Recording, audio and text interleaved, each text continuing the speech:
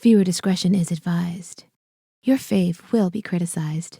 That's Jan. That's Chris. And this is CCTV, the nonstop pop show. And today we're reviewing the surprise Sugababes album, The Lost Tapes. Looking for an awesome global pop music podcast? Well, Shan and I have the inside scoop with extensive experience performing on stage and working at record labels. You can join us on Patreon at patreon.com/cctvpops and become a part of our amazing crew, including Lisette, Lily, Emily, Kevin, Deshawn, and Juliet. Yeah. Please subscribe now and let's explore the world of pop music together. Yes. Yes. So, guys, CCTV crew, y'all be killing it. Thank you so much for making our Sugababes Pop 101 episode our most highly viewed episode on YouTube to date. And if you haven't heard this episode, definitely go check it out after this one. Mm-hmm. Yeah. So we've filmed it way back in 2021, almost 2 years ago. So there has been many developments in the Sugababes world since then. But before we review the lost tapes, let's have a quick Pop 101 catch up, a little review. So what have the Sugababes been up to since last we left off? Well, the last update we had was the release of Flowers, which you love. Yeah. In the fall of 2019. And the word soon is all us fans had to go on. We knew the girls were still together. We knew they finally got full rights to the Sugababes name and trademark. It wasn't just wrapping paper, which is all they had before that. But then that's all we had. It was just silence. Yeah. And so, we kind of were just all hoping. Praying. Yeah. Praying. Yeah. Yeah. I mean, I think you introduced him to me when I was there at MKS at the point and then kind of coming back around. So, I mean, the girls had planned to do the One Touch debut album 20th anniversary release for 2020, but this was postponed for obvious reasons. And we would finally get it in October 2021. And the release not only included the remastered album, but also the B-sides, exclusive demos, alternative mixes, and even brand new remixes from MNEK and other prolific producers. And it hit the top 20 in the UK. Yes. And of course, I bought it. Yes. That's and right. have since gotten it signed. But yes, the Sugababes also announced a ton of UK festival dates for 2022, including a slot at the legendary Glastonbury Festival, where they actually had to shut down the tent because too many people showed up. Whoever booked them put them in too small a spot. They should have been on the main stage, clearly. Rude. And in addition, the group also announced a headlining UK tour for the fall of 2022 as well. Has. So at the start of the summer in June 2022, Flatline, the only single released by Mudia, Keisha, and Siobhan back in 2013, was finally back on streaming under the Sugababes name, not MKS, which is nice. A true pop justice indeed. Yes. Then the headline tour started and the group went all around the UK, and Chris flew over to see 2 shows and got to meet them. I did. Oh my gosh. It's still one of the best concerts I've been to, maybe ever, actually. It was just such a good experience. But yes, I did recap the whole experience in our 2022 concert recap episode. So if you want more details, definitely head over to that one as well. But to quickly summarize, they were extremely friendly. They spent so much time with each person at the meet and greet, which was awesome. The harmonies in real life were life-changing. And I was living my absolute best life alone, Yes. Like everyone around me was awesome. Shout out to all the fans for being amazing around me. And also, apparently someone from their management was filming me during one of the shows because Keisha ended up putting a video of me on her story, shouting me out. Yeah. Which is a little embarrassing, but awesome. I'm glad you guys noticed how much fun I was having. Yes, honestly, as a singer, I'd want a fan sitting there vibing. He was vibing, okay? And he looked cute, so go off. But during the tour, they actually ended the show with About You Now, which we didn't think they would ever perform, but they did. And the new version was also performed at the end of the year on TV, which is cool. They fully reclaimed it. I think, it's interesting. If you watch our other Pop 101 episode, I was like, I don't think Mutia will ever want to sing this song. Right. But no, they did it and they sound amazing. Yeah, Harmonies sound great. So I love that. It's just so full circle, this whole situation. And finally, as a gift to the fans at the end of 2022, the Sugababes released the Lost Tapes album, made up of recordings from the 2012 and 2013 sessions from when the group was still MKS, Mudia, Keisha, Siobhan. And to add to the surprise, a week later, they actually released a deluxe version that featured 3 more tracks too. So the surprises just kept coming, which is just amazing. So all of these demos of these songs had actually leaked years ago. As a super fan, as a diehard, you will all know, we all kind of knew these songs already. But to actually have them officially released, mixed, mastered, under the name Sugababes, it's a beautiful full circle moment. As I said, it feels like this is what was always meant to happen. Like this album was never meant to be released under anything but the Sugababes name. And these songs can finally be streamed and purchased officially, and we can actually share them to other people. But anyway, that's it. This mini class is dismissed. We can get on to our track-by-track review of the Lost Tapes. So we're going to go track by track and discuss the production, vocals, and lyrics and give our ratings for each song. The first song on the Lost Tapes is Drum, which was done by Keisha, Siobhan, and MNEK. Yes, so first off, I have to say, before we even get into it, who was singing that first chorus? That is not one of them.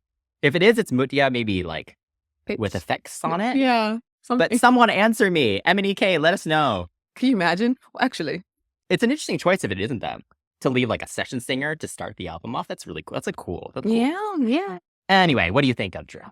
You know what? As the title suggests, the song is full of drums. And really fun percussion. I enjoyed it because I thought it's interesting to hear like a tone that's like really bright with the high drums, and like there's like bass drums as well to root it down so it's not too much like bubblegummy.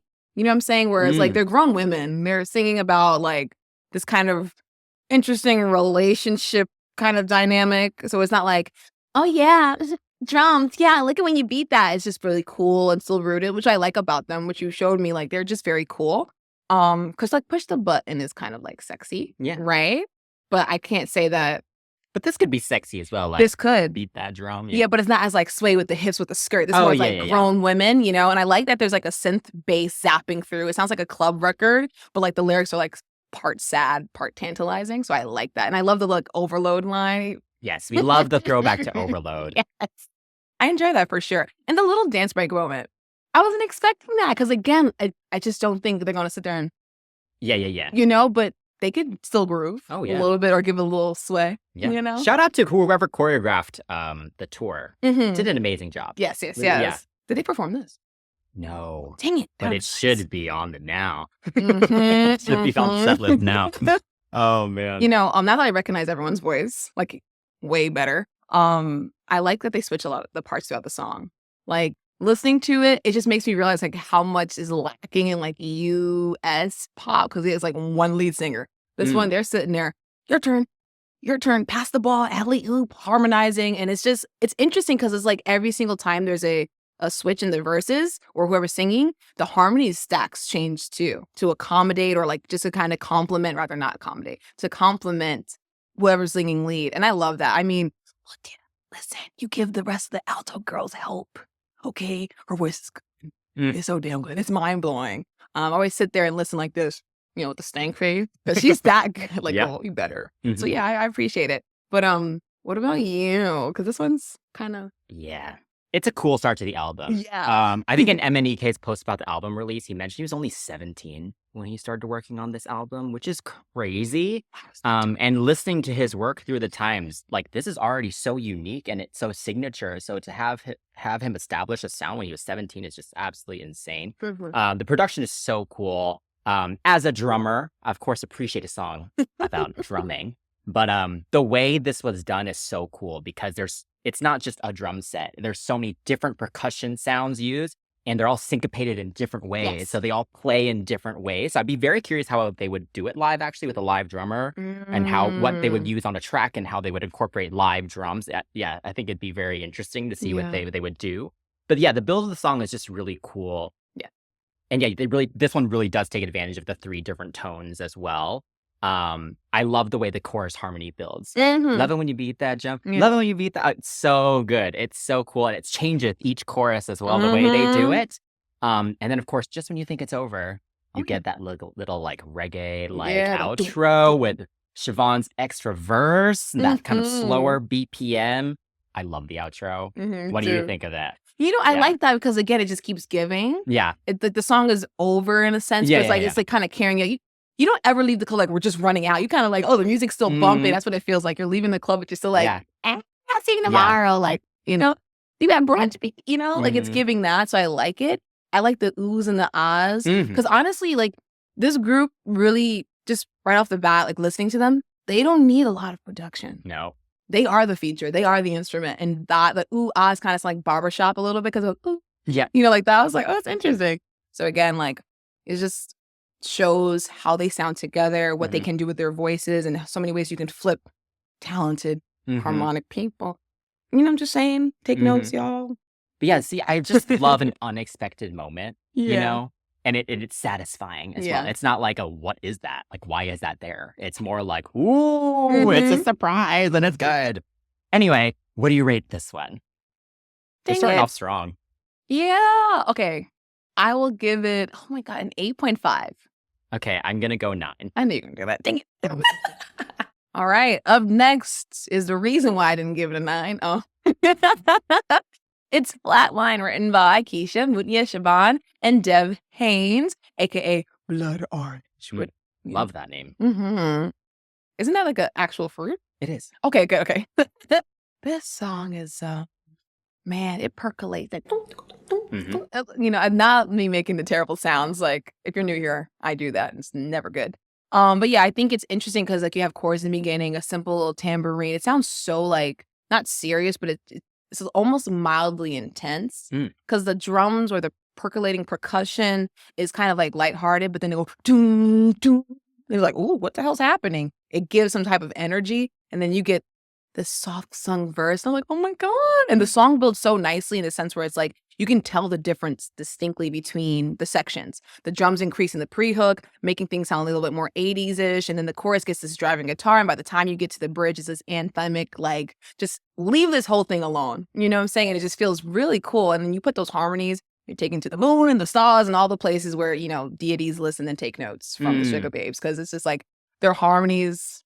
I always like kind of try to figure out which one I want to hit because it sounds so good. Mhm. The top is good, the middle is good, bottom is everything is just good, right? And again, I think what's interesting is just like Keisha sings in the part of her voice because when she comes in at certain points, I'm like, ugh. She sings the part of her voice that's like my blend almost. She lives there. Like she has a full condo, flat going on in that area. And it's like, it's thick, but it's still kind of light. And I love like brown girls and pop doing that because it's like full of technique and it's still bright. It's not like, you know what I'm saying? It's not like, not as like soulful, like a soul singer, but she has the training where she can do the runs, still give you emotion, but it still sounds very bright where she can do the top harmonies or switch with Siobhan. And, so I think that's really interesting. And I love the acoustic version because you showed me that. Yeah. Yeah, that one. Mhm. Oh, so chill. I get chills like on my arms. Mm-hmm. The blend. Someone actually did ask me, like, what makes a good blend? And I showed him them immediately. And I was like, look at how they're all breathing together. Lip flaps closing. They're pronouncing every word exactly the same way. They're really watching the volume. Like, it's kind of all these things. You're just adjusting to each other. Yeah. The vibrato comes in together. Like, it's just amazing. And it comes so naturally to them, it feels like. Yeah. But yeah, first off, justice for Flatline. This song, it came out in 2013, right? This is the only one that was released as a single with this lineup back then. And they really didn't have any opportunities with it. People didn't know what to do with them without the Sugababes name. The nostalgia, I think, just also wasn't really there yet as well. So anyway, I'm so happy that this has its kind of second life and now can, again, be re-released under the Sugababes name and like just get another moment. And it had a great moment on the tour as well. But yeah, this song is interesting. I just love the lyric. Like, I can feel a flat line. There ought to be a wave. That's such a cool metaphor that I would never have thought of. Yeah. And while the lyrics are sad because they are just realizing that this relationship just like lost its spark. Yeah. There's also something very like kind of hopeful and positive about the way it's produced in the melody. Like almost like this realization is like almost like a weight lifted off the shoulders. And this is like their release. Like, oh, I understand what's been going on. Right. So that it just feels really deep. And I really appreciate that. I love the men that come in and sing the Yeah, very interesting. Like, again, just like a surprise moment. Like, the first time I heard it, Yeah. I was like, whoa, like, what's that? Yeah. But at the concert, it was a great sing-along moment. They do a Yeah. little, double clap with it The as drums change well. there too. Yeah. So, and again, it really builds in that bridge as well. So that is just a cool songwriting choice, I Mhm. guess. And then, yeah, there's actually a 4-part harmony in this chorus. But yeah, actually has 2 Mm. little moments. Go ahead, girl. And yeah, shout out to all 3 of them. But yeah, Mutya and the Lows, it's just insane. Like, we were watching other girl groups, like K-pop girl groups and other just Western girl groups, and we were like, no other group has a voice like that can ground it down so beautifully and so in such a full way. Yes. It's really amazing. And yeah, it's just like everyone, like, I can see why Mutya is often included in like best girl group members or like most important girl group members or something like that. Like, it's insane how amazing her tone is. Because people ears catches all the time. This is fine. The soprano, the high voices, Yeah. but don't remember that there's something like this, not missing, but when you have something rooting it in to kind of like complete that little triad moment, it's like, oh my God, it's so satisfying. Like, your ears might kind of tingle. Yeah. It's literally like a physical experience. Oh, If you don't feel something, when you hear a harmony or like your singers singing together, they ain't got it, boo. Y'all got it. and hearing it live, Oh. it's just insane. Anyway, they do have a music video for this. It was filmed in Venice Beach in California. So every time I go to Venice, I'm like, oh my God, this is a Flatline. Yeah. But what do you think of the video? Because for me, I think I've grown to like it more now. I remember the first time I watched it, I was like, I do not understand like how this matches the song. But going into it and kind of feeling that this is the release, it is almost like I'm going on vacation and I feel like this release, like I feel free. Yeah. You know, I so feel I like- understand it more, and I like some of it's like really beautiful the way it's done, like with the marching band that goes along the car. Some of the shots are cute. Like, I don't know. Yeah, what do you think of it? I think the way it was filmed is what makes it feel not guerrilla style. I won't go so far. Kind of guerrilla style in the sense where it's just like someone just picked up a VCR camera and was just like filming girls having a good time, you know. And on top of that, that was like their first time visually being together, right? So to have like a serious like, hold on, your backs to each other, it would have been a little bit too much, right? So they look, we're back together. Like, everything else didn't work out. We work. We're having fun. Like I said, that guerrilla style really adds to it because they're just hanging out. Yeah. And it also kind of leans into that lightheartedness that I hear with the percussion. Like, it gives that, not 80s, 90s. It just, that There's kind of sweet an 80s spot. kind of thing to it. Yeah, that sweet spot. Even the way they were dressed was like, I think one of them was wearing a beret. Was it Keisha? Like, she looked cute. Like, everyone was looking really cute. The hair, the glasses, like everyone was living their best life, which makes the song not confusing, but like, oh, you guys are singing about some sad stuff right now. Oh my God. Yeah. So I appreciate it. But them on the beach, like walking with the marching band, I was like, I don't know if I feel about that. But it's not bad. I like the video. Yeah. You know, Yeah, it's grown on me. Yes. And it stands out visually as well among the Sugababes videos. Yeah, for sure. All right, so what do you rate this one? I guess I'll go first. This is a clear 10. Yeah. It's a 10. I ain't hitting the right notes, but yeah, it's a 10. The next song is Love Me Hard, which was done by Keisha, Siobhan, Ian James, and Biff Stannard, who's a CCTV favorite songwriter. Lots of Kylie and Spice Girls credits in there, so we love to see him on here for sure, and he's on a lot of the album as well. But yes, this was one on the tour set list. Nice. And I was very excited because when these leaks happened, this was for sure one of my favorites from the beginning. I love how percussion heavy the production is. That dun, dun, dun, dun, dun, that low drum grounded kind of thing. It really balances how delicate the vocals are and how vulnerable the melody is. And when I heard that Biff worked on this as well, I was like, oh my gosh, that dun, dun, dun, it sounds like Two Become One. Oh, yeah. That outro, the production choices, even the style and the way it's written, it sounds like some of the Spice Girl stuff he's worked on. So I was like, whoa, like this is probably why I love this song. But yes, going back to the vocals though, like Siobhan, the way she starts it with the really vulnerable tone where it's like, it's not breathy, but it's just above that. Yeah. And it's just so beautiful and so delicate and really adds so much emotion to it. So her tone is just one of my absolute favorites in pop in general as well. And she leads the chorus on this one as well, which is great. And of course, we have to shout out Keisha on that bridge. That was one of the standout moments on the tour as well. Like that always got a huge reaction when she hit those notes. So yeah, this one's definitely up there as one of my favorites. What do you think? Yes. You know, it's so funny because you're like, oh, I heard two become one. And I just say, I'm like, yeah. Yeah. I hear a little bit like slow because the way it goes like, dum, dum, dum, dum. And I was like, oh, interesting. You know, but not in a way where it's like, oh God, but it was like an R&B-fied version where it felt a little bit more, I guess, emotional. It's interesting how you can make a drum sound really emotional because people don't think rhythm, instrument can generate that kind of thing, but it does really well. But again, it sounds, I could be reaching, but it just sounds a little somewhere, not in a bad way. The chords in the chorus and the synths are so dark and dramatic, which is like, I think they do it really well. Like they can sit on top of something that sounds really dark and not sound like they're being bogged down by it because I guess because they have a lighter voice like Siobhan kind of lifting a little bit. So when they're coming off of that high and then Muti comes in, she's and you're like, oh my God, who hurt you? Like it's just like, ugh. Like something about, like you said, the way they're singing is very vulnerable sounding. You can hear the rasp. Like I sound crazy. But the point is you can hear it. And it's interesting because like there's no crazy melisma.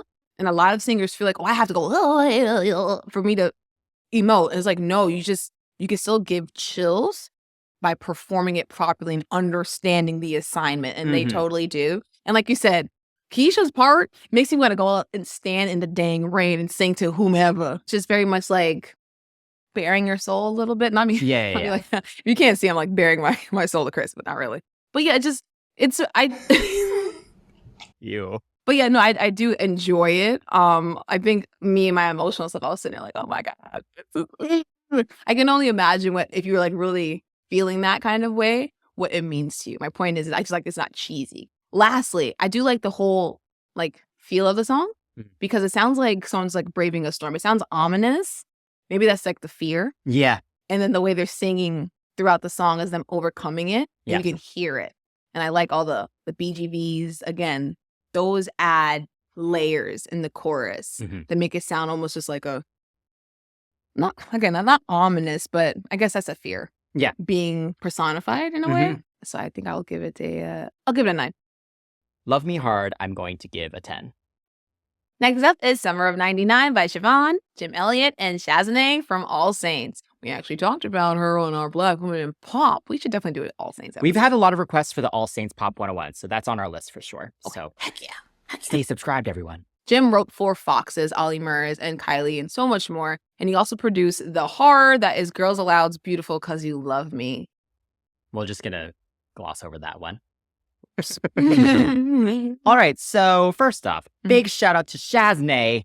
I love that she wrote for the Sugababes. I feel like the Sugababes were always kind of like the younger sister to All Saints. So just having her get involved in this is just awesome. And I hope if they work on new music as well, that Shaznay comes back. Yeah. But yeah, this one's a fun one. I think the guitar heaviness and kind of rock structure of it reminds me kind of About You Now, actually. So this is almost a part 2 of that, which is interesting. Especially since, you know, this is Mutya and Siobhan on it now. And the fact that actually Siobhan is the only member that wrote it as well. So that's very interesting. I feel like Siobhan's solo stuff was so different. Yes. So it's every time I know she's a member of the Sugababes, but the Sugababes sound was very different even when she was in it. So to have her do these kind of brighter songs is just very interesting. Yeah. But yeah, it totally fits into the later Sugababes kind of 3.0 era. Like it could fit on the Change album or like a B-side from that era. So yeah, it's interesting. I will note a lot of fans actually felt that this demo, the demo that had leaked of this song years ago was a little punchier. The higher harmonies were a lot louder. So some of the energy is lost actually a little bit in this final mix. I actually don't mind it, but a lot of fans don't love that. But I think to kind of match the tone of the album, I kind of understand that choice to kind of chill it out slightly. So it's not too bright. And I think the chillness of it almost makes it feel less youthful. It almost makes it feel more nostalgic. Yeah. So it adds to kind of what the lyrics are conveying. Yeah, it's cute. Yeah. Yeah, what do you think? This song didn't do for me. It didn't click for me. And like you said, it did have About You Now kind of vibes and like the changes. And I think that's when personally, even when we were doing our review, like looking back on our review, we were quite nice. but I don't remember being like, wow, this is giving me, taller, more ways. Wait, taller, more ways? You mean About You Now? Like, I'm just saying the earlier albums, like that song, like changes that album. It was a lot poppy, bright synth kind of stuff. And it wasn't like their other stuff. Yeah. So for me, it's like, I get what you're saying. I hear it, but I just didn't like this one as much as I wanted to. And that's the thing. Because it doesn't detract from their talent. Like in the verses, they sound good. I like Mutje kind of singing over that like rock like beat. I like hearing that. I like hearing raspy, any kind of like runs or anything over kind of like, driving drums and such and driving guitars and such. I like it. But yeah, the chorus, I don't care for it. Maybe it's the bells and the twinkles that twinkle, twinkle. I don't care for that. But yeah, it just and then the summer of 9. I just can't with that kind of, because it's say they had to sit there and do like some crazy vocal acrobatics here, but I just felt like it was a little just like fillery. Just kind of summer. It felt like not a soundtrack, but it felt like a jingle in a sense for me. Just to kind of throw it in there. I was saying summer. Like they've done repetitive choruses so much better. I just think this is the way it was written. Like I said, the bridge feels fun and it does feel nostalgic. Like I feel like I'm at a graduation. We're kind of just, it's fun. And I think there's even some like live sounds of them like chatting and all that stuff like that. So it feels natural. Like they were having a good time. But Flatline did Bright just as well. There's other songs on this album that does Bright even better. Yeah. I get the sentiment, but it's not my fave. Yeah. All right. So I'm going to give this one an 8. How about you? I'm going to give it a 7, yeah. Okay. All right. So moving on, we have Boys, which was done by Keisha, Siobhan, Shaznay, MNEK, Biff Standard, and Ash House. So all these people coming together now.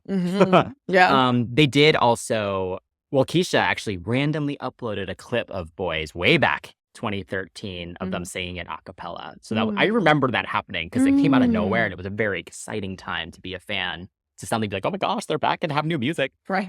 So I always think of that still when I hear this song. But yeah, what a dream team. Yeah. What a dream team of Interesting. producers. Yeah, interesting producers, different styles coming together. You can kind of hear it in certain points, but it doesn't clash in a way where I'm like, oh, this is like a Xenomania or like a K-pop random mix-up thing, you know? So it's interesting to have big names or like semi-big or like MNEK, as you said, was super young. Yeah. For sure. Yeah, so you had mentioned that, they do Bright on other songs other than Summer 99. And this is one where I feel they really succeed. This song is a total bop. Yeah. Very memorable. It really stands out in the project. Like I think every time it comes on, it really does kind of hold its own. And I think it's an obvious single choice. I don't think they're doing singles off this, but I think it could totally work. But I just love how sassy it is. The structure is really interesting as well. You don't actually get the chorus till halfway into the song. It's very rare in a pop song. So I kind of love that. And yeah, just a really fun layers and stuff, the way it's done. The choices are just really cool and unique. And again, the harmony is just amazing in this. So yeah, what do you think? You know what? Like I said, they done Brighter better when they put it right after. It's interesting now hearing Siobhan sing these sassier tracks, like you said earlier. So I was like, oh my God, I was like freaking out physically because I'm like, I literally say that. Because it's just, when you think of like Round Round or like Hole in the Head, it's very much like in your face, like, boy, yeah, that's right, boy, we didn't get that really, Well, they were very young. Exactly. Yeah, the first round. Yeah. So to hear it, it's so fun because she fits that tone. Boy, step. It's not bratty, but it's just that as if, like, God, please. And I like that, And I do think it sounds like something Little Mix could sing because of the brighter tone. That doom. And again, the drum pattern, the little kick drum pattern is like Black Magic, but not in a way where it's like, Wait, did Black Magic come out? Because again, these were recorded in 2012, so this might actually predate, right? Oh yeah, maybe. I don't know. We need to check. Double check. We got to listen to our Little Mix Pop 101 again. Oops. Speaking of, has Little Mix ever covered Sugababes? Like they mention them when they're I don't think so. They just shout them out in their Brit Awards. Which is awesome. But could you imagine what they could have done with like the 4 voices at the time? Because this song for me just gives Little Mix, and there's certain tones that I hear, like with Siobhan, I could hear Jade Thirlwall singing. And I was like, oh my gosh, like if you think about the collaborators. Oh yeah, I mean a lot of them have worked yeah with them as well, so it totally makes sense. It'd be awesome. And I think I like the way the drum patterns change throughout this song. Like I said, you can hear the different influences, hear the different styles, but they don't clash. Like it's the same drum, but in different kind of patterns. Like we go from like MIA to like kind of like Nicola doing like, you know. Oh, the beat of my drum. You know what I'm saying? But then we get like this Shirelles Carole King breakdown, like doom, doom, doom, doom. You know what I'm saying? So I'm thinking that's like a Biff thing to do. You know what I'm saying? And I like the interloping and the changing because it's just that bass drum is that main pulse point. The rhythm's different, but the song is still cohesive, so you can latch onto it and still stay engaged, but also be like, oh, that's different, like you said. With drum. Yeah, the percussion in this whole album is really interesting. Like a lot of the production, like you mentioned, is quite bare. It really relies on their harmonies, on their vocals to kind of carry the whole thing, and the drums are really the only thing that kind of keep it all kind of together, and it's really pushed forward in a lot of these mixes, so it's very interesting. Yeah. All right, so what do you rate this one? Ooh, it's so hard. Try not to be too generous, but also not too like rough either. Okay. I will give this one a 9. Okay, I will also go a 9. Yeah. Up next is Metal Heart by Keisha, Mutia, Siobhan, Paul Sims, and Cameron McVeigh. Yes, this one sounds different from the others. It's in your face with the drums, but it also sounds like some techno boom bap kind of thing. So I think that combination of like the EDM-ish sound and that hip hop makes it cool, but also danceable. Because for me, I was just like, okay, it's giving like 90s. Okay, all right. And then it still has electronic elements, which makes it sound really cool to me. One thing about them is like these lyrics are sad and it's about like a one-sided kind of romance, but they don't sound pathetic. I've always appreciated that they would be like, you know, I'm sad about this, or like whatever, I need to be stronger, like whatever the song was about. Even with singing about a boy in Overload, but it wasn't like about a boy, like strictly. They've never sound like, I hope he, you know, chooses me, or like he picks me, or like it's like, you don't want me. I acknowledge that. I feel that. I'm going to live in it and sit in it. And there's no happy ending. I do enjoy that because it's like, it's interesting to hear them sing about like a love that's just not working out and like them feeling that pain. Because a lot of people don't do that because it's just like, I'm sad, I'm having existential crisis. Some people don't want to admit that this person has done it and they understand it, and they like what you said earlier about for one of the songs. Yeah. And there's a lot of layers on the verse vocals, and like I notice a pattern with like the bridges. I can expect to be taken to a whole nother plane on the soundscape because it's just, again, it's meant to elevate. Like that middle 8, that bridge, whatever you want to call it, is not supposed to just be like, oh, here's a stripped down version of what we were working on before, like 16 bars prior. It's boring, right? And speaking of planes, I will not lie. I don't love the whole like, it's a crying shame the way you play me, so I'm using my parachute. That because there was no like anything that kind of lead into that. I'm like, parachute, I get it because it's like, you know, a relationship is like nosediving. But there was nothing for me lyrically to latch on to bring that together. I'm not saying you have to like make a reference to a plane before I'm talking about a parachute, but for me, I don't know what came before it to go. I mean, that line didn't really. Okay, interesting. That's the only line. That's if I had to complain. We're talking about lyrics, right? If I had to complain, like just nitpicky, the parachute thing, I was like, okay. But the whole song is full of metaphors, so I feel like that doesn't like. I know it's not like terrible, but for me, if I had to like nitpick, I was like, parachute. Okay. Interesting. Okay. All right. I'm going to be honest. Actually, back when this leaked, it never really stood out to me at all. I never really went back to it very much. Yeah. But for some reason on this record, it's suddenly become a huge highlight for me. This is like the biggest grower for me. Cameron McVeigh has written a lot of my favorite Sugababes songs, actually, and some All Saints ones as well. Like he wrote Never Ever. So he's also been in charge of a lot of my favorite pop songs ever. So thank you, Cameron. But yeah, I think obviously the song's called Metal Heart. Yeah. But the metallic production is so cool. It almost sounds like when they mixed it, they like put the whole song through like a metal tube or something. Because the way everything just sounds so metallic, like the production choices and their vocals as well. And just kind of everything. It's really, really cool the way it's produced. And the lyrics are sad and you can feel the frustration in the way that they're singing it. But again, that metallicness then kind of adds this whole other layer to it where, I don't know, it takes away some of the emotion, but then they're singing so emotionally. So it's just a really interesting dynamic. Yes.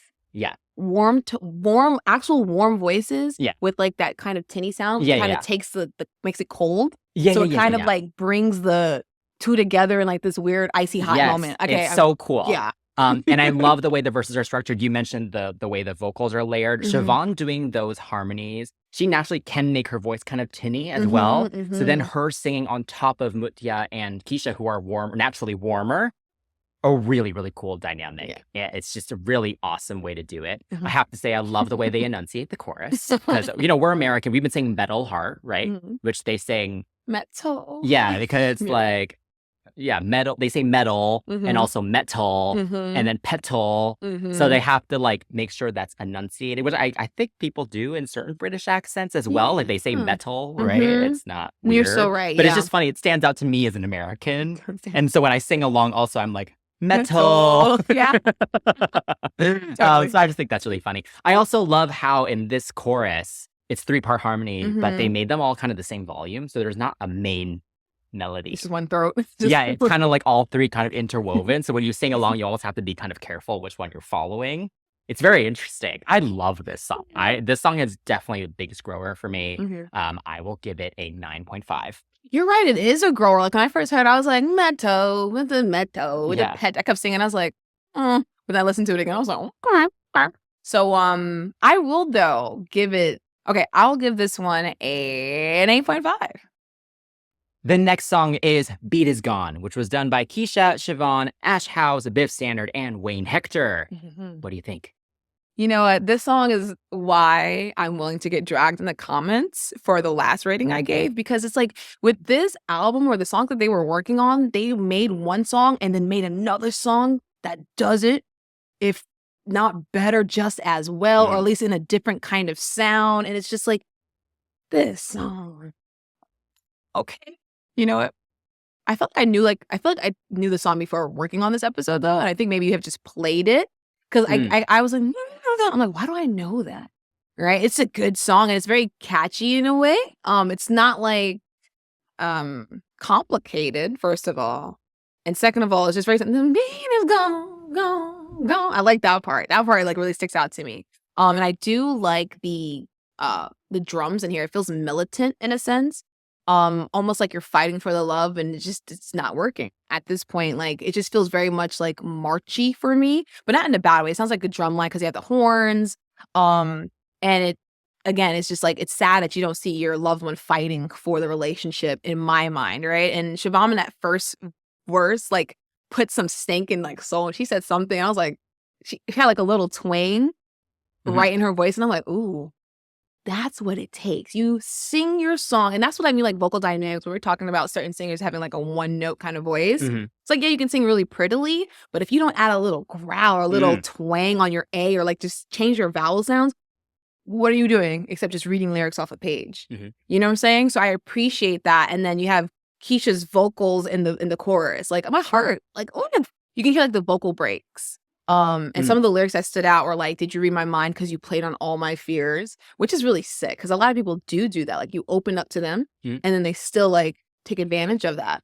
I was addicted to the rush, something in your touch now, I can't even dance alone. That I was like, holy crap, because so many people don't realize they're getting caught up in something until they don't have that person. And it's just how do I function without that? So again, the beat is gone. The happiness that I had with you is no longer there. How do I find that again? And I appreciate that. That got me in my damn feelings. I was like, girl. I mean, but how much of us give too much to the wrong person and not realize it, right? So the line distribution is amazing. The harmony stacks are good. And the outro still giving and it fades out. There's no button. Again, it adds to the whole ethos of the song. It just makes you think oh my God, your love just died and the song dies out. This Too Lost in You now has a powerful cousin once removed in this damn song. Okay? I'm just saying. Interesting. So, yeah, I like this. Yeah. What about you though? I don't think I love it as much as you do. I love it. But Sugababes have so many amazing ballads. The standard's really, really high. Yeah. So that's very interesting. First off, though, I have to shout out the song Never Gonna Dance Again from the Change album because lyrically, it's literally the same concept. Which is interesting. But of course, that one was a crying in the clubs and a mania banger.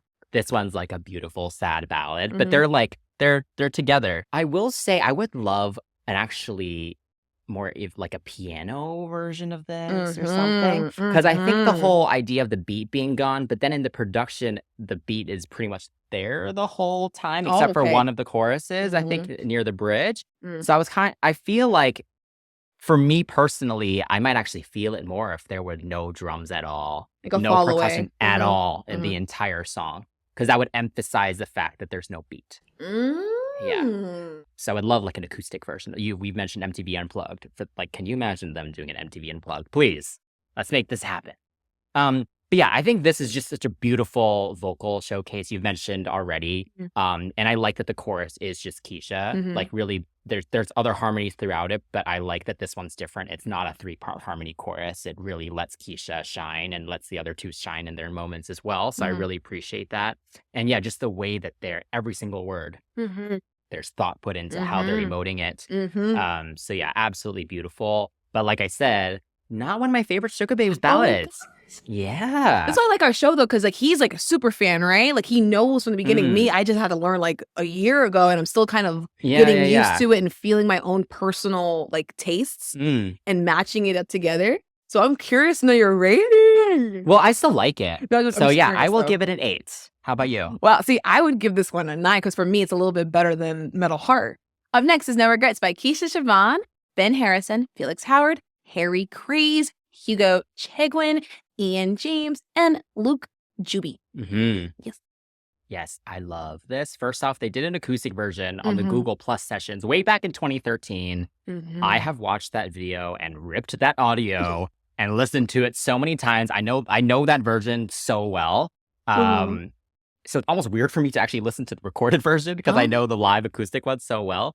And I've shared that performance to literally everyone. Like, it's just, you need to watch that if you haven't. But, we've been working on a Pop 101 about the girl group Eternal, so look out for that. And they had a lot of gospel influence. And this song, we talked about kind of that in current music. And this song lyrically does feel very spiritual, but production-wise, not so much. So that's maybe where this kind of more spiritual kind of thing kind of creeps into more modern music, which is interesting. I again love how heavy the drums are because again, it just really grounds it down. The lyrics are very positive in this one. So the production makes it just feel a bit more pensive and more internal and reflective and keeps it from being super cheesy. Right? Because you saying like, I choose life, like that could end up being very cheesy depending on choices made. So I think they did a really great job with that. And I love the way the strings build through it. But yeah, the chorus melody in this is one of my absolute favorites. I love that. It's so effective. And of course, the 3-part harmony is flawless.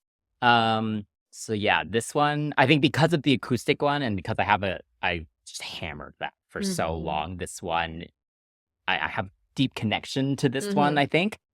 There is an extra ad-libby thing that Siobhan does in the acoustic one that's not in the recorded one. And again, because I'm used to the other one, it's weird that it's not in the recorded one, so I missed it a little bit. It's a treat. But yes. What do you think of No Regrets?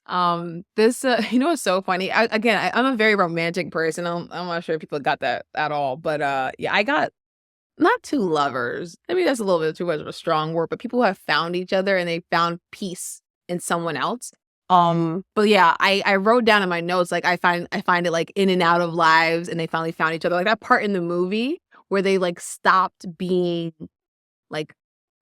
Is this song about a relationship? It's not, but okay, hang on. I'm gonna get to it. Give me a second. There's a point to this, y'all. Bear with me before y'all go type it in the comments. But yeah, for me, it just felt like the in and out of lives and like finally coming together, like living without worries. Like they both create the life they wanted so they can come together as healthy people. But on a more realistic note, if I think about them as a group, it feels like a reunion song, right? Like I don't want to feel like I'm hiding. I don't want to listen to silence. Like maybe each member, for me, just storytelling in my head, they left or were pushed out in the group in some way or another, and they finally get to tell their story the way they want to. They choose life, like they choose life together, like even interpretation, whatever, you know what I'm saying? But like for me, it just feels like coming together and like getting rid of all like the negative things in your life. Yeah, it can be spiritual. I do hear that as well. But just me, like first off the bat, like blind listening, that's what I got from it. And I was like, oh my God, it's really touching because I think about their history.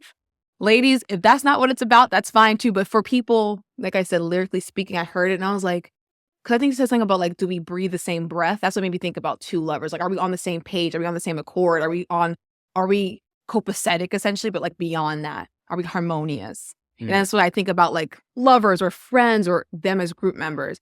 And like you said, because of the spirituality, I heard like the bridge going to church. Like it takes you home in that last chorus for sure. It soars and then the strings at the end make the song feel really majestic. And that's kind of what ties it in, where it feels like it transcends just being like, we're cool, we tolerate each other. Or like, I tolerate my life. It's like, I'm enjoying it. I've chosen this life. I've choose life, not here I am living, here I am existing. I choose this. I want this. This is what I've always wanted. Now I have it. So yeah, on a less spiritual, because I'm a mild heathen. I'm joking. But it's just interesting for me. That's what I got from like blind listening. All right. So what do you rate it? I'll give it a 9.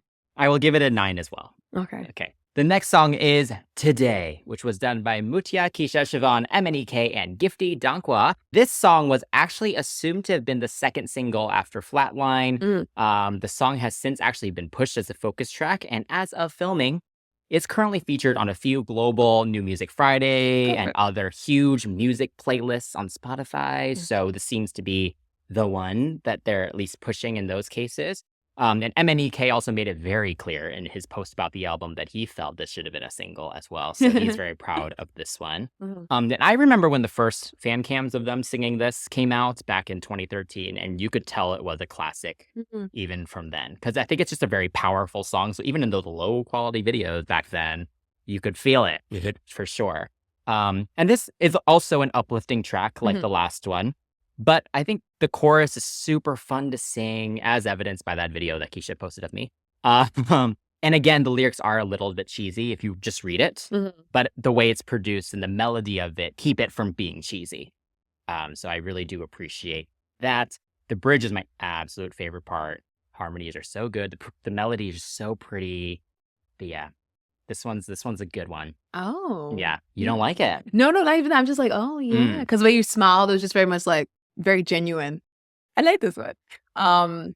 It's pulsing. It's like techno-y. Has a little bit of an industrial feel, but not too much where it's like actual industrial genre. But yeah, it sounds like 2000s. Like I think of I forgot what producer did that smack my chick up.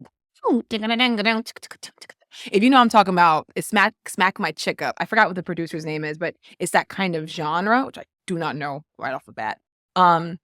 But yeah, it's nice because dance music is making its resurgence. The whole nostalgia thing is working. So this song is like kind of like a subtle single. Go ahead. I agree. Do it. I like the 2-part chorus. I just kind of just, agree with everything you were saying, like vocally. And I do feel like it's like a dancey version of No Regrets, which is not a bad thing. I mean, after the grandeur of the previous track, a dance party is welcome, right? So this might be one of my favorite bridges with the endings and the ad-libs and them going into their head voices with the unison before breaking out into that high note. Like the ending ad-libs also overlap so well. So a lot's going on, but not too much where you're just like, this is a cacophony of just mess. It's just like them taking turns and just making tasteful choices, not just to be like, we're yelling. And I think like, wow, like, can you imagine recording in the studio? You hear, oh my God, babes, you just killed that. I have to like, step it up. That's a terrible accent. But like, I think about rappers when they feature with each other, like how many times they go back and forth, like, yo, so-and-so's verse was so good. They're all talented. It's inspiring to hear someone else hit this awesome riff. You're like, oh, I can't hit it like that one. I have to hit a falsetto one, or, I got to hit this one. Like, ladies, if you guys do that in the studio, it shows. They weren't trying to outdo, it was trying to compliment, and it shows. So I like this one for sure. Yeah, for sure. So with that being said, I'm going to give this one for me personal, my own taste, a 10, because I feel like I like it. Yeah, this one's up there. I think it's up there with a lot of the Sugababes classics. So I also give it a 10. Up next is A Victory, written by Keisha, Siobhan, Mitch Allen, Jason Evigan, and Sia. Sia. Yeah, Sia. She's making her way through the UK pop groups. They had Steps too. Yeah. this totally sounds like Sia. Like, even if I didn't know it was Sia, I'd be like, this sounds like Sia. Yeah. So it's kind of amazing. She really does have such a signature, not even a signature sound. It's like structurally, lyrically, everything. Melodically, it's crazy. Like, good for her. It's great to have such an established kind of thing. I will say, I think this song maybe feels the most dated of all the songs on the album. Again, as we know, these songs were recorded in 2012, 2013. And, you know, that was a big time for her. Yes. And so, yeah, it does. This one feels the most kind of its time. Yes. A little bit. Yes. Also, I feel like Sia uses the whole war metaphor a lot. Like in a lot of her songs. So, yeah, interesting. I do enjoy how there's almost just like multiple choruses here. So, yeah, I think there was a lot of thought put into this. The synth during the "It's a Victory," that like synth, right? First off, it does sound very dated. But I almost, because I was listening to Titanium, and I was like, imagine if like a remixer got on this and really turned it and made it a full dance track. I think it would make a bigger impact. It's a victory. I don't know. If there's something like not as victorious feeling about it as it should be, production-wise. And I don't know, maybe it's also because it was a demo and maybe it wasn't fully done. I don't know about that. But I almost feel like I wish it got like a David Guetta or someone in there just to turn it into a dance song. Like you said, the songs sound like they're of their time. Like the synths and the chords were very popular 10 years ago.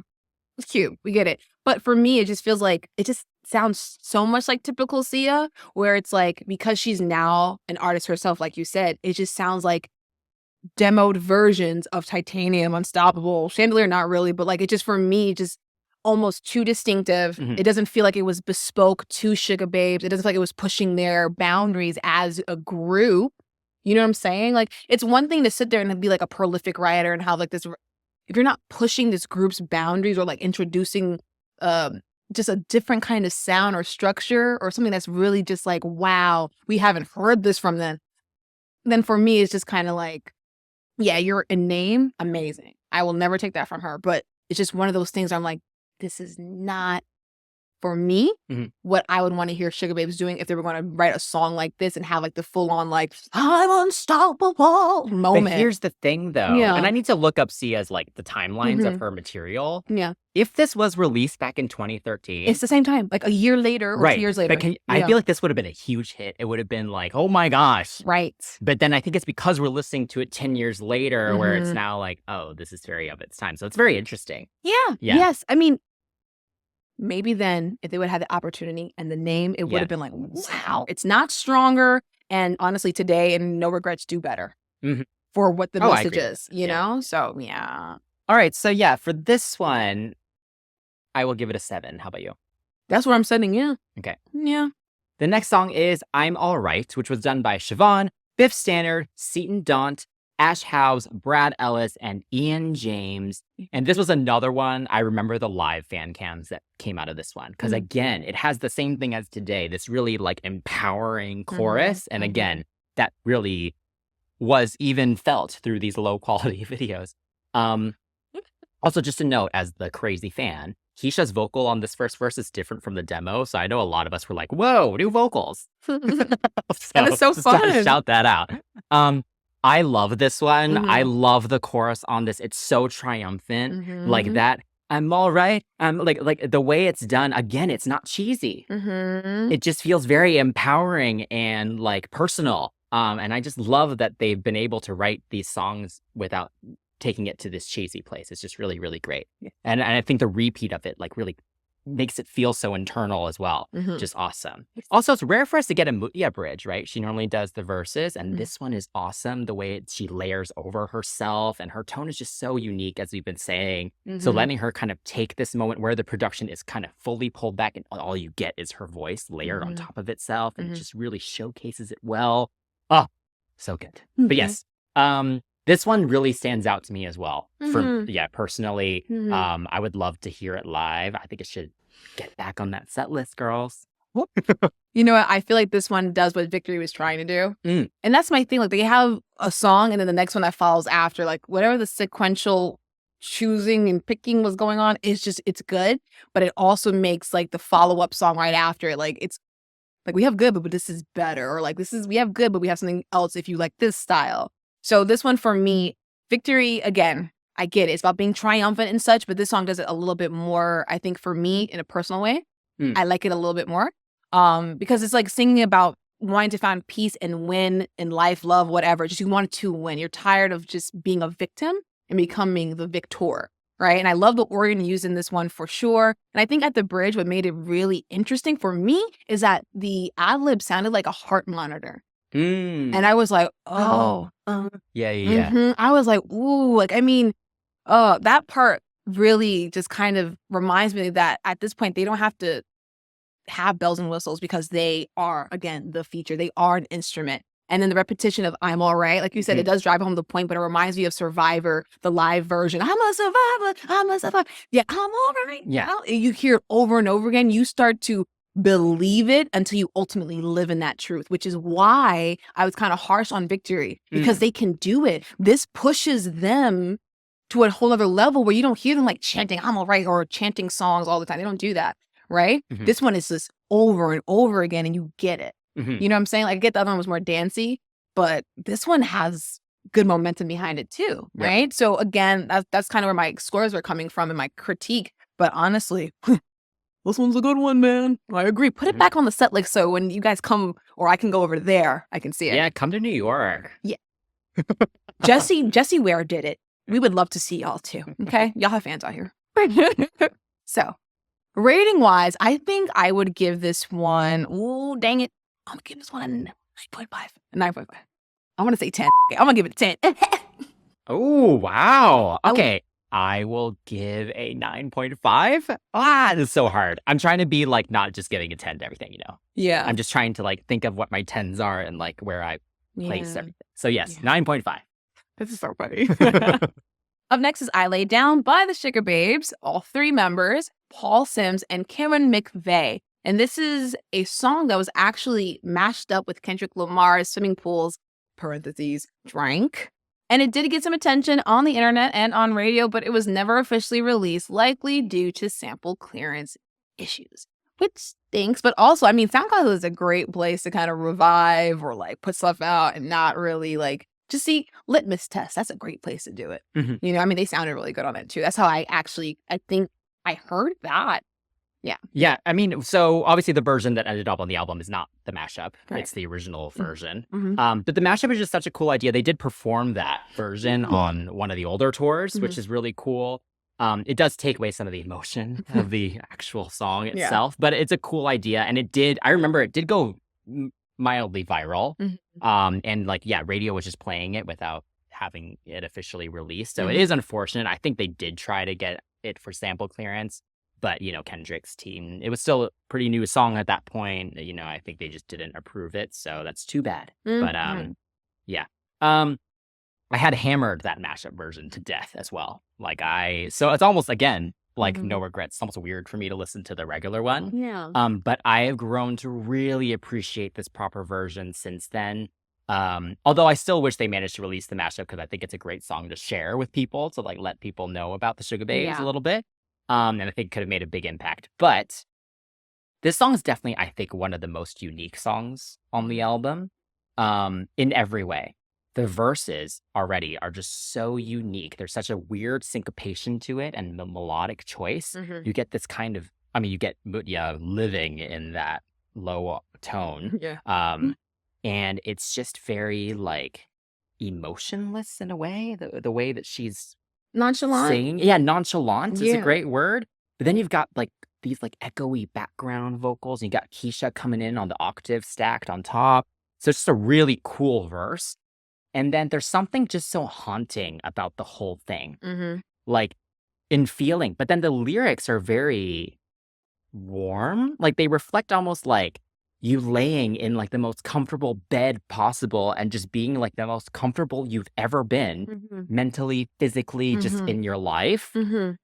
But then the song feels haunting. Yeah. So it's just a very weird dynamic. Yeah. And I think this song showcases their blend Yes. amazingly. Like if anyone asks for a vocal showcase of theirs, I would include this song on that playlist. I've also been listening to a lot of Siobhan's solo stuff recently. This song totally feels like it could fit on one of her albums. That bridge literally could be on her own album. So that's really cool to kind of feel that influence now being in the group as well. Yeah, I agree. I actually have that written down myself. I was like, oh, make a note of that. Make a note of that. Muti on the lows and the grooves, like the ones and twos, but she's on the lows and the grooves. She is very much unreal. Hearing a true alto in like tone and pop is really rare, especially in the West. Oh, it's weird because I get it. We all like the high, bright things, and it just mentally is what we connect to. But when you have someone that's that good, right? But she's so like, warm. That's what it is. Like a lot of other altos and groups, they're very thin. Yeah. She's full. Like she is very full voiced down there. That's what I'm saying. There's none like her. And if you do sing, like I sing low, I have to kind of add a little bit of like a Tony husk. Hers is just like I opened my mouth and it came out like this. Like, you know what I'm saying? Like I have to add that certain texture there. Where hers is out the womb, whenever it developed, girl, it's there and it's nice, right? And it's interesting that you say that it feels like someone's laying in a bed. Because of the hauntingness, I think, again, the pathos, the ethos, whatever word you want to use to convey the emotion of it, I felt this is my final resting place. When I look back on my life, I've lived a long life, living regret-free, a legacy of love. What did I leave behind? Because certain lyrics, like Power is a Game, is one of the lyrics. And I'm like thinking like maybe the narrator is done playing in the rat race of life. And I just think it's interesting that even in the bridge, she's like, Siobhan says something about like no more bad pennies in her life. Like you let the people that cause you toxicity or anything in your life that does not serve you is gone. And so when you look back retrospectively, you can appreciate it. So when I do lay down like the final quote unquote resting place, I can say, I lived a good life. I have good people around me, etc. So I took like the more like hyperbolic, extreme, very on the nose again, approach. Kind of spiritual. Yeah, it just serves that purpose in a way where you're just like, you're not getting preached to. And I think it's a good reflection on how I would like life to be as I age, full of love, tranquility, and good company.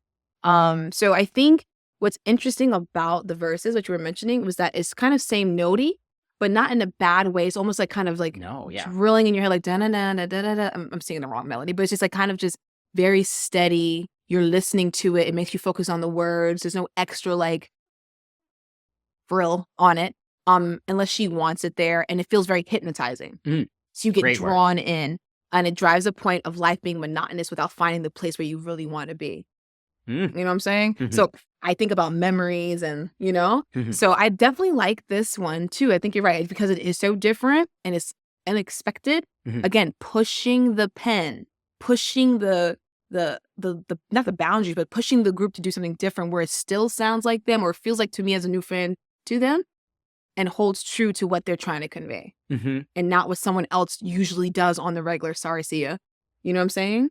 So, yeah. So yeah, this one's a huge standout to me. I will give it a 10. How about you? Yeah. I'm gonna give it a 9.5 though, because it was a grower for me. Yeah. Awesome. All right. So we're actually at the last track of the standard edition of the album. If you want us to do the deluxe tracks, let us know. I personally think we should just do a deluxe episode of all the deluxe tracks from all the Sugababes albums. Cute. But let us know what you want. But yeah, so the last track on the standard version of the album is Back in the Day. This one was done by Mutia, Keisha, Siobhan, James Murray, and Mustafa Omer. And it has a sample as well. Yes, it is of Back in the Day by Ahmad. Yes. What a cool sample. First off. So yeah, as we had discussed in our Pop 101, the Sugababes have had a very tumultuous career. And this song does such a beautiful job of capturing how awesome it is that these three have found each other again and they are the Sugababes. Yeah. After everything that they've been through, and you can really feel that, like, I don't know what the right word is. It's like just this very satisfying moment that the three of them have found each other again. That's the word, satisfying. Yeah. And yeah, like I mentioned, the sample, it's interpolated so well. I feel like if you didn't know Back in the Day, you wouldn't even think that it was something else. Like it fits right in with the melody. Yeah. It makes sense with the rest of the lyrics. It's just this is how you do an interpolation. Like, that's really cool. There was actually a version of the song that leaked that didn't have the sample, I guess maybe just in case they didn't get it cleared. Smart. But I'm really glad that they've managed to clear it. So Yeah. thank you, people, publishers, for everything. And again, we do get a little British accent in this song, Keisha's voice. Forgot our books. That was terrible. I'm so sorry. But it makes me smile every time because it kind of just comes out of nowhere and then she goes back to, the American kind of pronunciation. So I really appreciated that. Forgot our books. And yeah, the production's really nice on this one. Again, it feels just very satisfying. Yeah. It's very simple. And it really does make you just tune into the lyrics and to the vocals. And they just all sound so warm and reflective in the way they're singing it. So just a perfect end to the album. Yeah. And really just to cap off such a successful year. We've had just soon, #soon, as the operative word for like what is going on with the Sugababes. And so to have them do all of this on 2022 and then finally end it with them releasing this album that they just had in the vault. Like just sitting there for 10 years, Oh man. Yeah. What do you think? Me, I grew up. Okay, I'm not grew up. What's up? I was very young, like not even forming words when this song came out. But I know the back in the day, I know this version because it also sampled Teddy Pendergrass' Love TKO. So again, I grew up with this sound. So hearing this, and like you said, in the interpolated version, I was like, wait, I know the song, but wait, hang on, wait. I had to look it up to verify whether or not I was like, did they write the chicken or the egg, right? Yeah. So, but it's interesting because it's just like, because I know it from my own childhood and to hear them singing about their childhood, it brought me back, brought it full circle, and then brought us back to now. And again, like brings us on that timeline trip that you've just mentioned. I like the storytelling of the song. So if you like really focus on a lot of the other aspects, I think the storytelling as well, along with the accents kind of switching out, makes it feel like you are back there with the books and such, right? Because the second verse I do enjoy a lot because it's mentioned that they go from the studio to school. Like, I remember being unable to attend certain events because I was rehearsing or like not being able to go on the field trip to a different country because I was, musicals or whatever. And it's just, you don't regret your life and those choices you've made, which is what they said, because you spent time doing what you love. Because it's like now you have all these first to experience and memories to learn from as you grow older, like that 360 turning as they mentioned in the song. So your life becomes like, again, this full circle moment, which they literally said, which is cute, the 360 turning. Yeah. And I like the warmth of the vocals. Like the song sounds like a true ending to the project. And I'm sure that they wanted to release like years ago, right? But it's nice to have it and still, again, sound really good. It doesn't sound dated.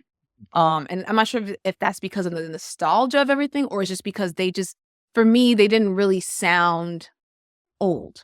Even the way the songs are arranged, it doesn't sound old. It sounds like a particular style, but not old.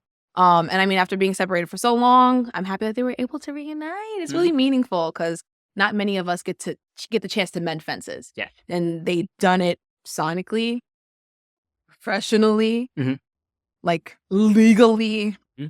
So again, everything literally was like open, like, oh my God, what's going to happen? Soon. Now. Soon is now. So. Yeah, soon is here. Yeah. Yes. All right. So this is hard. This album is such a strong album. Okay. I guess in the grand scheme of the whole album, I will give it an 8.5. How about you? I was going to give it an 8. Okay. Yeah. Yes. All right. So that concludes the album review, but we're not done yet because it's time for the cut or keep section, which I'm very interested in because we leave these as a surprise for each other. We don't know what we're going to choose. I wanted to let you go first because earlier Chris was saying that he's like, I'm very curious to know if we have the same one. I'm curious to know if we have the same one too. Okay. All right. So Chris. I think we don't, but okay. No. Okay. So Chris, what song do you want to cut? I will cut Victory. Yeah. I feel like it's just of its time. So I think back then it could have been a huge hit for them. Yeah. I think now, not as much. No, it's funny. That's my cut. Really? Okay, so I thought you were going to choose Summer of 99, just based on your comments. Yeah. I know, but you know what? since he said victory, summer of '99, you can get stepping. No offense, but you can go. Oh, I disagree. But yes, okay, For cool. me, yeah. Interesting. Yeah. Okay. If it wasn't Okay, so Keep, then you go first. Oh, shoot. Okay, so keeping, I think I'm going to keep Today. Today, oh my God, I love it. It's so good. I think, again, for my personal taste, what I grew up listening to, and just sound-wise, I like it a lot. So I would keep that for sure. Okay. You? Ooh, this is okay. So it's between two for me. It's between Love Me Hard or I Lay Down. And I will make my decision right now. Right after this break. Okay. I will choose I Lay Down, actually. Oh, I think in the whole breadth of the Sugababes discography, going from the first album and then everything that they went through, I Lay Down is such an interesting addition to the discography. And it really does stand out in the album. So yeah, I'll go for that. Okay. That's a hard choice. Okay. All right. So any overall thoughts on the project as a newer Sugababes fan? I want to say Sugababes are the best group. Out of all the groups that you've introduced me to, I almost hit the note. It's very low. Yeah, that's low. Girl, you're good. But yeah, no, I think as a casual, essentially, because I'm not like fully immersed I like it. I want to see what they do next. Like, I want to see what would happen now that they got everything back. Like, once you've fully formed the circle, what can you make inside of it now? And what can you release? Because they seem like they want to. Yeah. They seem ready. I mean, and there's people who respect them, who know that they're good for whatever it is that you're good for it, girl. Like, legit. You don't need an IOU with them because they will always pay in full. You know what I'm saying? Vocally, performance-wise. So I really want to see what happens next. Are you keen on anything in the sense of like, they say, hey, Chris, keep on the lookout. We have some extra music. It's a terrible accent. Well, first off, as a huge Sugababes fan since I was a kid, I do just want to say thank you for finally releasing this. I'm sure there was so much work that went into figuring out the licenses. They had the label deal. They had to get the Sugababes name. There was so much. And we, as diehards, knew all these songs and they had leaked, unfortunately. Like it really sucks when music leaks. And so to finally, again, just have these out is just really satisfying. As a fan, I'm sure for them as well, it's a really nice way to just finally close that chapter of that whole Keisha Siobhan era. In terms of future stuff, I didn't ask them anything at my meet and greet. But first off, please come to the US. I think you could totally do a couple venues over here. But yeah, so they already have a lot of plans for 2023. They have an Australian tour, which they've never toured in Australia before, which is awesome. More summer festivals. They've announced the biggest headline show they've ever had in their career at the London O2 in September. There's been news reports of labels fighting over them. So yeah. I mean, I think with the label thing, surely it would just be a licensing thing at this point. Like, we have full creative control. We own everything. Don't make the same mistakes as last time. So I'm very curious how they will partner with a major label if they do. Yeah. Yeah. You know what's interesting? I think with some of the songs, I saw them released like via like a very like a distributor, like a CD Baby TuneCore kind of thing. Independent. Go off. So at this point, just distribution, like, hey, can you help us mass produce and okay, reach. Go ahead, ladies. But yes, I'm so excited and thankful as a Sugababes fan. I hope I get to see them again very soon. Yes. Yeah, I hope I get to see them at all, see you on the stage, ladies. Awkwardly saying, but really meaning it. But yes, Sugababes fan, we haven't figured out a name yet. I've got Sugar Boys. What was it? It's the Salt Fellas. The Salt Fellas. Yeah, that's terrible. But you know what? Or the Sugar Cubes, because Alexa thinks. No, that's another group. That's something else. Sugar Lumps. So what do y'all all think about? Is that a thing too? Sugar Lumps? Yeah. Oh, dang it. Well, either way, fans, what do y'all think about this album? Which Sugababe album should we review next? Should we do the deluxe version, like the master deluxe list? Or go back to One Touch? Hello. Yeah. We have reviewed Angels with Dirty Faces, so definitely go check that out if you haven't. You can also join our crew on Patreon to hang out with us. And please comment below or message us at CCTV Pops on all social media. Don't forget to like, subscribe, and turn on those notifications for our YouTube channel. And if you're enjoying our show on the podcast platforms, please give us a follow, rating, and review. Until next time, that's Chris. That's Jan. And that's us signing off from CCTV, the Nonstop Pop Show. That accent podcast platform.